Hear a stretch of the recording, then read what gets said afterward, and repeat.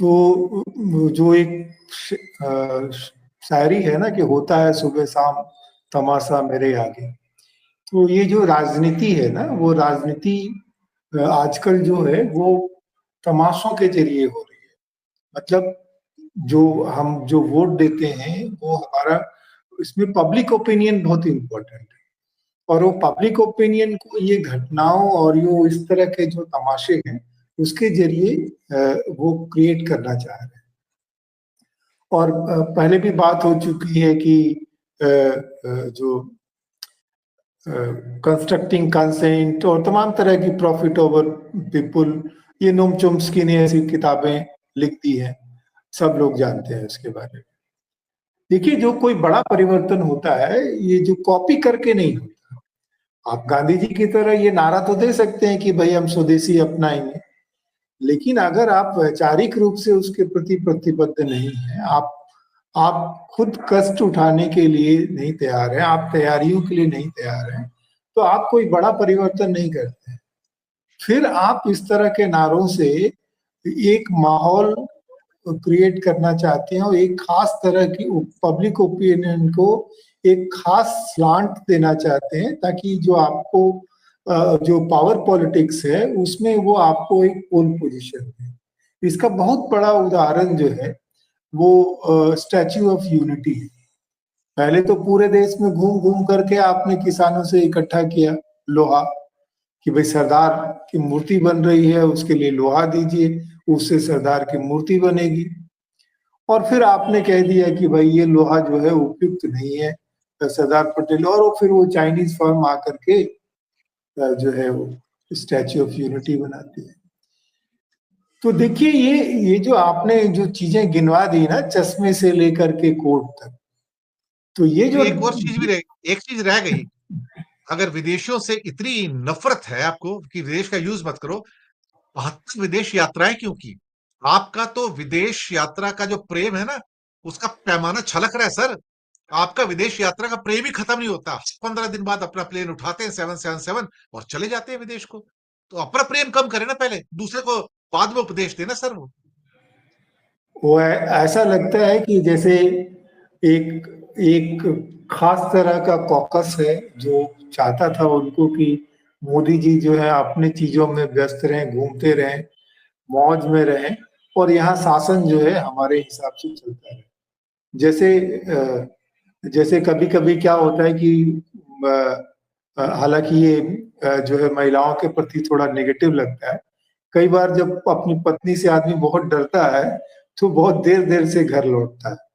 तो लगता है कि मोदी जी जो है वो डोमेस्टिक पॉलिटिक्स में उनके ऊपर इतनी सख्ती थी कि उनको बाहर भेज करके इंगेज रखा जाता था, वो भी अपना खुश, और यहाँ भी लोग कुछ शासन उस हिसाब से चलता रहा। देखिए, एक मजबूरी में आप किसी चीज का दिखावा करते हैं या उसके पास जाते हैं। जैसे आपने जो है गांधी से लड़के देख लिया, आप गांधी से जीत नहीं पाए, फिर आप गांधी को आपने पकड़ लिया, तो चाहे वो स्वच्छता मिशन में गांधी जी का चश्मा आपने लगा दिया। आप अंबेडकर से लड़के आपने देख लिया कि आप अंबेडकर से नहीं जीत पा रहे हैं, फिर आपने अंबेडकर को दोनों हाथों से पकड़ लिया। लेकिन वो जो सारी बातें जो है वो सिर्फ वो जुबानी है। और ये जो मैन्युफैक्चरिंग ऑफ कंसेंट जो है ना, वो आप पहले क्या होता है, जैसे काटी हांडी हांडी काट की चढ़े न दूजी बार। तो आप जो पब्लिक ओपिनियन इस तरह की घटनाओं से एक बार दो बार आप बना पाते हैं, उसके बाद क्या हो जाता है कि उसकी कलई खुल जाती है, और जो आपके विरोधी हैं वो आपकी चीजों को पहचान जाते हैं। वो जैसे ट्रोल आर्मी का है। ट्रोल आर्मी पहले आपके लिए बहुत मुफीद थे, आप उसमें भारी पड़ रहे थे।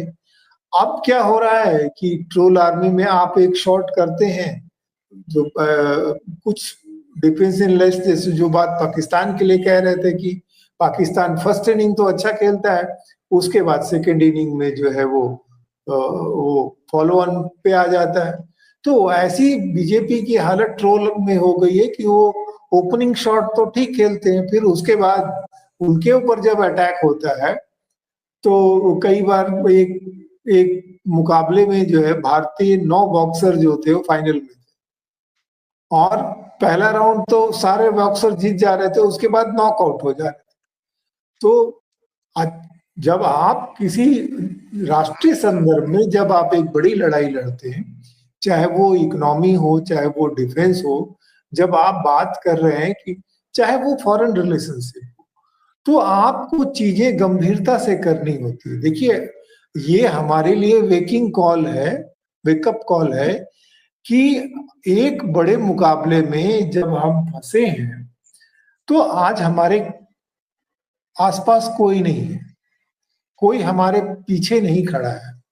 अब ये बात अलग है कि हमारी सेनाओं ने इतनी ब्लिट्जक्रिग राजनीति से वो चीजें सफल कर दी, तो आपको थोड़ी पॉलिटिक्स को सहूलियत है, वरना अगर युद्ध लंबा चलता और जिस तरह से चीन और अमेरिका दोनों के इंटरेस्ट जो है पाकिस्तान को पॉप अप करने में लगे हुए हैं, तो आप या तो आपको समझ में नहीं है, आप इसी मुगालते में थे कि पाकिस्तान की माली हालत बिल्कुल रद्दी है, उसके जो वार मशीनरी है वो बिल्कुल लचर है, ये समय जो है वो बिल्कुल हम ध्वस्त कर देंगे।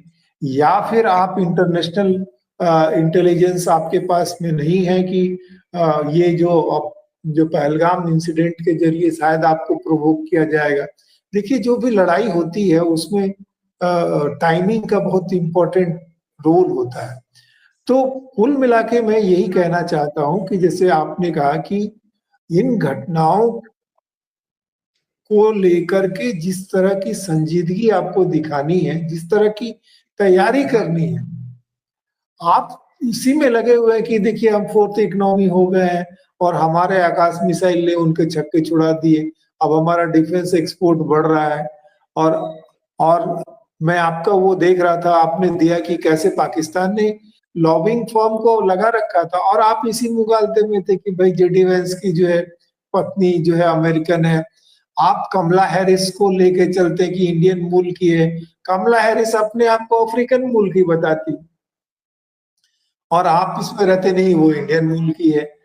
तो जो रियलिटी है और जो रियल टाइम आपको एडजस्टमेंट करना है, देखिए आज जो दुनिया की पॉलिटिक्स है वो आइसोलेशन में नहीं हो सकती है। बांग्लादेश जैसा देश जिसको आपने बनने में मदद की है, वो आज आपके खिलाफ साजिशों में शामिल है। तो आपको चेत करके रहना पड़ेगा। आप ये ना देखिए कि जो बांग्लादेश क्या है, चारों तरफ से हमारे से घिरे हुए, बिल्कुल मसल दूंगा, नहीं। अब जो लड़ाइयां जो हैं वो पहलवानी वाली नहीं है कि ये आपका पहलवान हमारे पहलवान से लड़ेगा और गदाधारी गदाधारी से लड़ेगा और जो धनुर्धर धनुर्धर से लड़ेगा, नहीं। अब जो है पता चला पाकिस्तान के पास कोई ड्रोन नहीं है, तुर्की जो है ड्रोन लेकर के पहुंच गया। अमेरिका जो है वो आपका जीपीएस कट, वो तो संयोग से आपने नेविगेशन सिस्टम अपना बना रखा है, नहीं तो पता चला कि आपको कोड ही नहीं दिए, आपके हथियार जाम हो गए। तो कुल मिलाकर के ये है कि ये जो समय ठीक है, आप पॉलिटिशियन हैं, आपको पॉलिटिक्स करनी है, लेकिन उस कीमत पर नहीं जिस कीमत पर आप देश को कमजोर करते, खास करके ऐसे समय में जब देश को एकजुट रखने की जरूरत है, तो उसमें आप पॉलिटिक्स ना करें। दिनेश।